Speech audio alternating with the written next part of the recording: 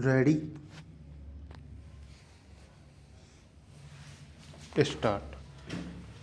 प्रस्तुत मामले में अपीलार्थी के विद्वान अधिवक्ता द्वारा तीसरी दलील यह दी गई कि बंदूक की बरामदगी जिससे अपीलार्थी ने जनसमूह पर गोलियां चलाई थी के संबंध में यह साबित नहीं किया गया है कि वह अपीलार्थी से ही बरामद की गई थी। पूर्णविराम। अधिवक्ता द्वारा यह भी दलील दी गई है कि बरामदगी से संबंधित साक्षियों में से एक साक्षी ने यह अभिसाक्ष्य दिया है कि जो बंदूक अभियुक्त के कहने पर बरामद की गई थी वह उस समय कागज में लिपटी हुई पाई गई थी जब उसे खोदकर निकाला गया था। बरामदगी से संबंधित अन्य साक्षियों ने इससे भिन्न साक्ष्य दिया है। पूर्णविराम।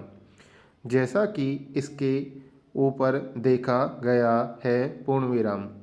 सबसे पहले यह अभिवाक तब दिया जा सकता था जब अपीलार्थी ने इनकार किया होता और उसका यह कथन होता कि उसने घटना के समय गोली चलाई ही नहीं थी। पूर्णविराम।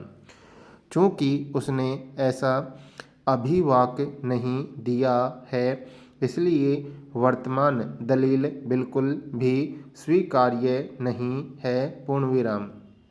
दूसरी बात यह है कि बरामदगी का तथ्य अभियोजन साक्षी 1 और अभियोजन साक्षी 2 के कथनों से अभियोजन पक्ष द्वारा साबित किया गया है। पूर्णविराम। यहाँ तक अपीलार्थी के हस्ताक्षर बरामदगी के समय तैयार किए गए ज्ञापन पर प्राप्त किए गए थे। पूर्णविराम। ऐसी स्थिति में इस बात से किसी भी प्रकार से कोई गुंजाइश नहीं है कि अपीलार्थी के कहने पर बरामद की गई बंदूक खोदकर निकाले जाने के समय पर कागज में लिपटी हुई थी या नहीं। पूर्णविराम। ऊपर अभिलिखित कारणों से हमें इस दलील में कोई सार नहीं दिखाई देता है। पूर्णविराम। अपीलार्थी के विद्वान अधिवक्ता द्वारा चौथी दलील यह दी गई है कि सह अभियुक्त को जिसका विचारण अलग से किया गया था दोष मुक्त कर दिया गया। पूर्णविराम। इस संबंध में विद्वान अधिवक्ता का सुझाव इस और था कि अपीलार्थी के अलग से किए गए विचारण में अभियोजन पक्ष द्वारा जिन साक्ष्यों का अवलंब लिया गया था उन्हीं साक्ष्यों ने सह अभियुक्त के संबंध में किए गए विचारण के दौरान अभिसाक्ष्य दिया था। पूर्णविराम। पैरा।